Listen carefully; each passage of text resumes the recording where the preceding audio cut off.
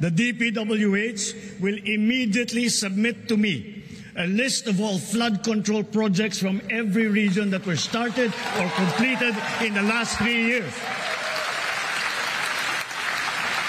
Second, the Regional Project Monitoring Committee shall examine that list of projects and give a report on those that have been failures, those that were not finished, and those that are alleged to be ghost projects.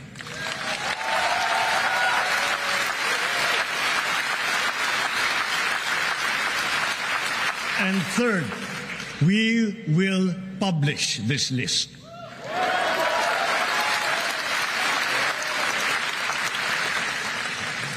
Isa sa publiko natin ang listahang ito. Kaya ang publiko na saksi sa mga proyektong ito ay malayang suriin ang listahan at magbahagi ng kanilang nalalaman para makatulong sa ating investigasyon.